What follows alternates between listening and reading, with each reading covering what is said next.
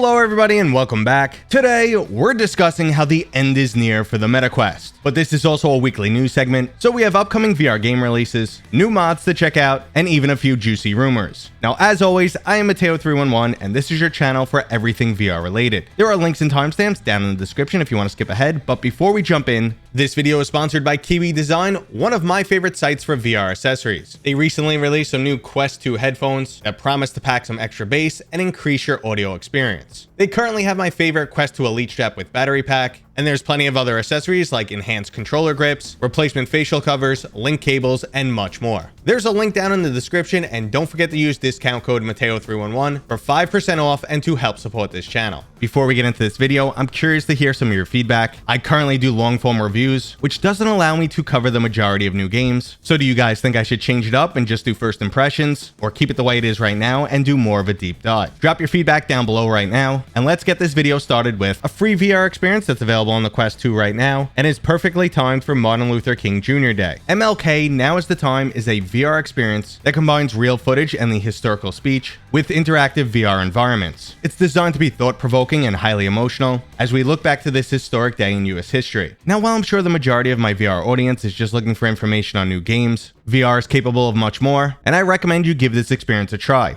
But let's move into this week's new releases, starting with Colossal Cave. Colossal Cave is a reimagining of a classic text-based adventure. It comes from the same creators of legendary titles like King's Quest and Phantasmagoria, and for someone like me who grew up around those titles, I'm extremely intrigued. Now, this non-linear point-and-click adventure title has you traversing scenic landscapes, looking for hidden secrets, solving difficult puzzles, and traveling through miles of caves, caverns, and coastal areas. So if you're looking for some puzzles and exploration, go ahead and put this title on your wish list. But if you're looking for more action, our next title turns you into an apex predator. Primal Hunt was inspired by the classic title Turok and features mechanics similar to Horizon Zero Dawn. You're on a mission to hunt down bigger and bigger dinosaurs, and since they're even too puny for your mighty skills, your new prey will be cybernetically enhanced. Luckily though, just like Hawkeye, you have a quiver full of trick arrows, plus advanced technology, and stealth on your side. Now, if you're curious to learn more about this game, I will have a review up later in the week. Now, our next new release is a Quest 2 version of a classic VR title. Dead Secret Circle is a horror-themed adventure title, which has you investigating a series of murders. You'll be searching for clues in dilapidated apartments, filled with down-and-out tenants, all with something to hide. This psychological horror has you solving puzzles, collecting clues, and ultimately unraveling the secrets of this strange building, culminating in alternate endings based on the clues you found and decisions you made. So if you're looking for a horror game that doesn't have you mowing down hordes of zombies, go check out Dead Secret Circle. Okay, so that was this week's new releases, but let's lighten things up with some game updates. It's a little bit of good news, bad news when it comes to Walkabout Mini Golf. This beloved mini golf simulation title is still planning to pump out plenty of new DLC, but the price tag is going up a little bit. Starting with the upcoming Atlantis DLC, the new price tag will be a whopping $3.99. Now, this is an increase from $2.99, but come on guys, that price tag is definitely justified. The quality of their new maps is absolutely fantastic, and they've been collaborating with other IPs like Myst to bring us some extremely intriguing new courses. Now, the price tag will remain at $2.99 for all other previously released DLC packages, so there aren't any major cons here, and this is pretty much all good news. Now, another game that's working on collaborations is Rec Room, which has released official NFL merchandise. Additionally, starting today, Castle Grayskull is transforming into the NFL Fan Center. So go ahead and pick up some gear from your favorite team, or just help represent your city. Now, I know there's a lot of love for both the NFL and Rec Room, so it's great to see these two smashed together. Now, jumping into the rumor mill for a second, we're hearing that an official version of Roblox may come to the Quest platform. The Verge recently reported that the game could arrive in the second half of 2023, but this is subject to change. Now, since this title already runs on the majority of Android devices, it makes the possibility that much more likely. User-generated content is always a concern though, and it's something that the Population 1 sandbox mode had to address by imposing limitations on the overall map size and how many assets you can include. With no specific limitation in place for the Quest 2, performance could be dicey on the headset. But for now though, we'll just wait and see what happens later down the road.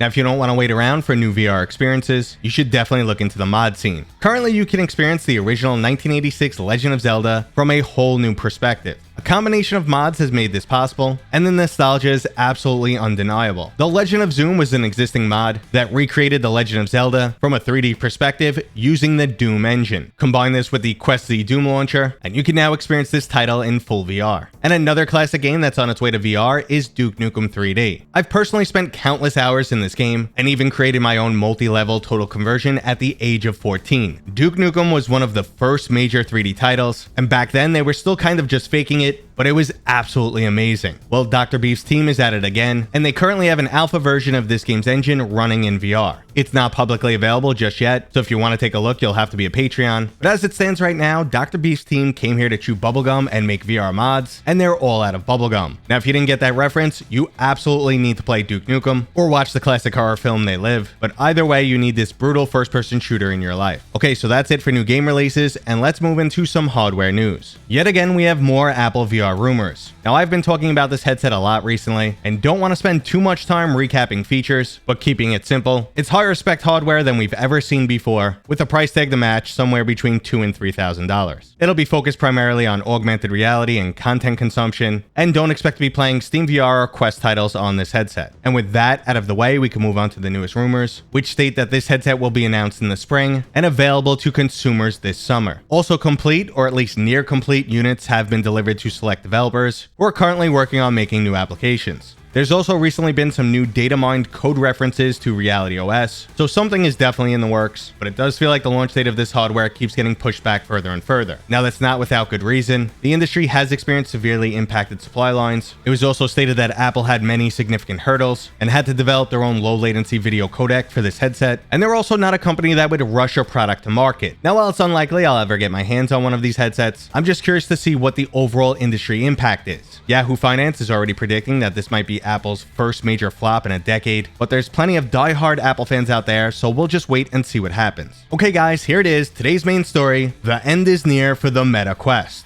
Now, if you own a Quest, you most likely already received an email, but in case you didn't know, support is coming to an end, and they're actively removing features. Effective immediately, you can no longer create or join a party, and Meta Horizon Home support will be removed on March 5th. Now, headset owners will continue to get software updates and security patches throughout the remainder of 2023, but there will be no new features, and all support will officially end in 2024. Now, you can, of course, continue to use your headset, but there's always the possibility that online applications will cease working, and you might not even be able to connect it to a PC one day in the future. So my main question to you guys is, how do you feel about this? The Quest was launched on May 21st, 2019. So it went from new product to no longer supported in only 4.5 years, but in truth, Quest 1 application support really stopped much sooner than this. Now, do you feel burned by Meta? Or is this just the price of being an early adopter? Or what it comes to with mobile tech? Say what you will about the Valve Index and its $1,000 price tag, but it still remains my favorite VR headset, and it's outlived both my Quest, Quest 2, and I'm still using it more than my Quest Pro. Now, if the same trend continues with the Quest 2,